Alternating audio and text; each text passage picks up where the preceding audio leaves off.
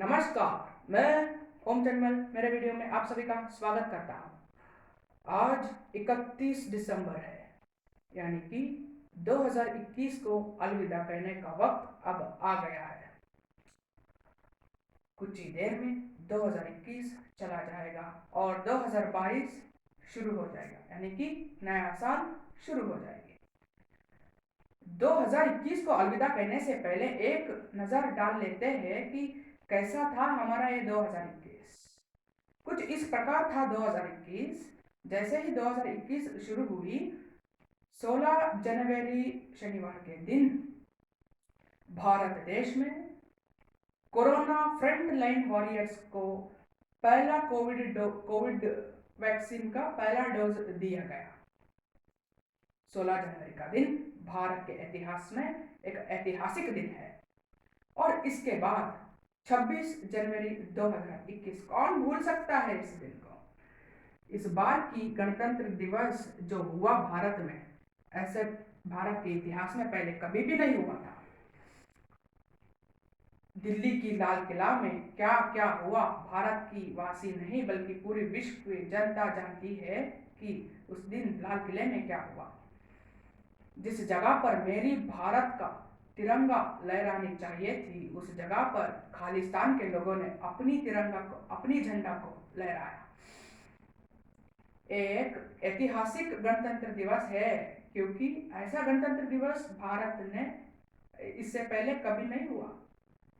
और इसके बाद 1 मार्च के दिन प्रधानमंत्री श्री नरेंद्र मोदी जी ने सुबह सुबह 6 बजे सबसे पहले जाकर कोवैक्सीन लगाकर सार्वजनिकों को, जनता को आह्वान दिए थे कि आइए आप भी वैक्सीन लगा लीजिए।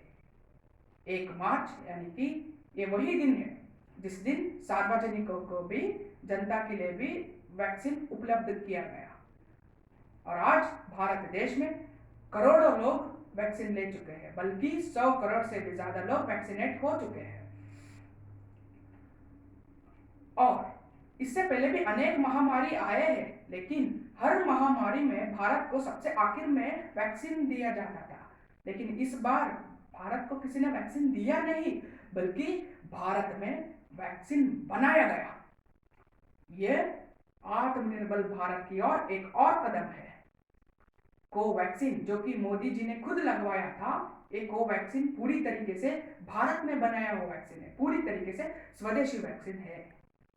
अगर आपने वैक्सीन नहीं लगाया है तो आप आपकी सुरक्षा के लिए और आपके परिवार की सुरक्षा के लिए वैक्सीन लगा लीजिएगा।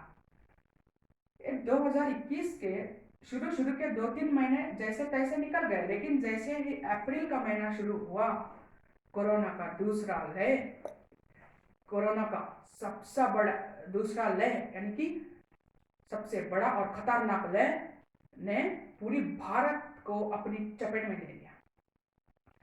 इससे पहले की जो कोरोना की पहली लहर आई थी 2020 में, ये उससे भी बड़ा और खतरनाक निकला।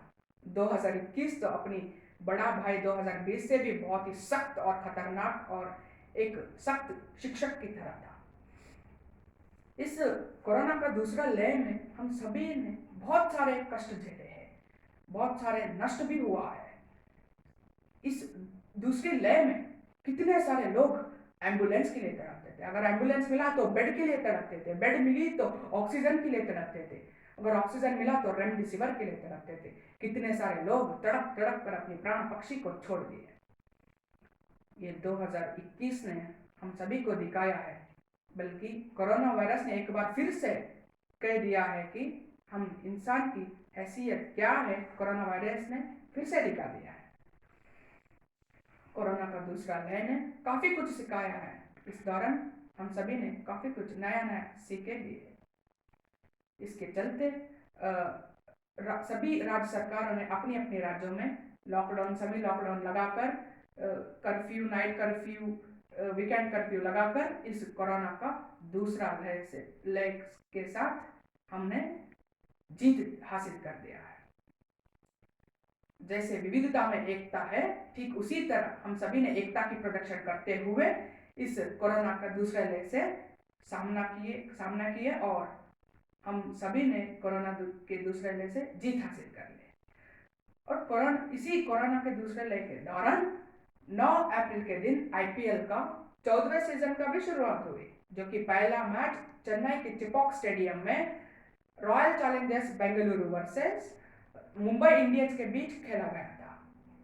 इस बार की आईपीएल भी कुछ कम नहीं था, ये भी कुछ ऐतिहासिक आईपीएल था। 31 मैच हुए ही थे, और 31 मैच हुए ही थे। केकेआर की टीम में दो खिलाड़ी कोरोना पॉजिटिव पाए गए। वरुण चक्रवर्ती और संदीप वॉरियर्स को कोरोना टेस्ट किया गया और कोरोना पॉजिटिव पाए गए। इसके चलते आईपीएल को आधे में ही रोकना पड़ा। और इसके बाद 4 महीने की अंतराल के बाद 19 सितंबर के दिन यूएई में आईपीएल का सेकेंड हाफ यानी कि फिर से शुरुआत किया गया। और फाइनली 15 अक्टूबर के दिन फाइनल मैच खेला गया और चेन्नई सुपर किंग्स ने चौथी बार ट्रॉफी जीतकर एक बार फिर से दावा किया है कि Chennai super king champion team है। और इसके बाद भारत में इस 2021 में बहुत सारे राज्यों का मुख्यमंत्री भी बदलाव हुए हैं। बदलाव परिवर्तन संसार का नियम है, ये तो होता ही रहेगा, ये प्रकृति के नियम है। और 7 जुलाई के दिन केंद्र में एक बहुत ही बड़ा कैबिनेट सर्जरी हुई थी, जो कि हम सभी को याद होना चाहिए। इस कैबिनेट में अनेक नया लोगों को अवकाश मिला है। और 15 अगस्त इस बार की 15 अगस्त 75वां 15 अगस्त थी, 75वां आज़ादी का दिन था। और इसी के तहत अमृत महोत्सव भी शुरू हुआ है, जो कि आज हम अमृत महोत्सव मना रहे हैं। और आने वाली 15 अगस्त के दिन भारत को आज़ादी मिलकर 75 साल पूरा हो जाएगा। 16 अगस्त के दिन दुनिया में एक लोकतंत्र के ऊपर एक ऐसी घटना हुई जो कि कभी भी नहीं हुआ था। इतिहास ने एक बार फिर से दोहराया, अफगानिस्तान में तालिबान का शासन फिर से लौट आया। यह लोकतंत्र के देश के लिए एक चेतावनी है कि सावधान हो जाइए। लोकतंत्र को खत्म करने का बहुत सारे तरीके आ गए हैं, इसलिए लोकतांत्रिक देश को अब सावधान हो जानी चाहिए। और इसके बाद 2021 में सब त्योहार एक सुख शांति और अच्छी तरीके से गया है। और जैसे ही आईपीएल खत्म हुई उसकी ठीक 2 दिन के बाद 17 अक्टूबर के दिन यूएई में T20 वर्ल्ड कप की भी शुरुआत हुई। इस T20 वर्ल्ड कप में ऑस्ट्रेलिया की टीम ने जीत हासिल किया है, तो ऑस्ट्रेलिया की टीम को मेरी ओर से बहुत बहुत बधाइयाँ।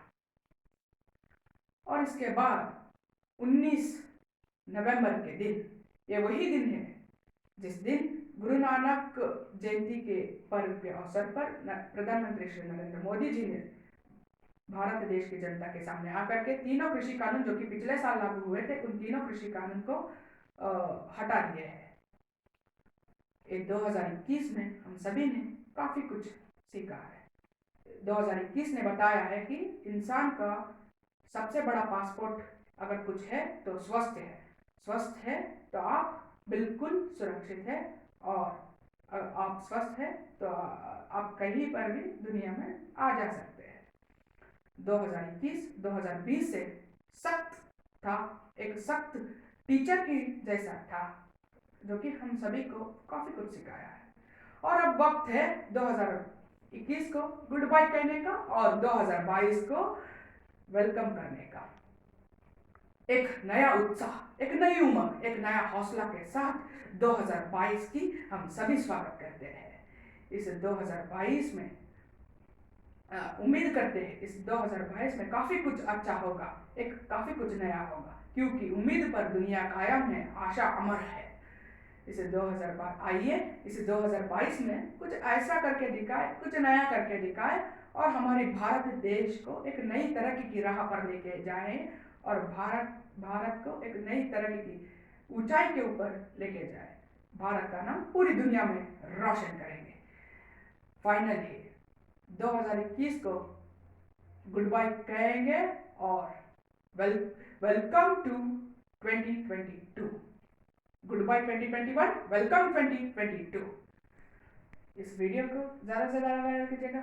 ये वीडियो देखने के लिए बहुत बहुत धन्यवाद। आप सभी को मेरी ओर से हैप्पी न्यू ईयर। जय हिंद, जय भारत, वंदे मातरम।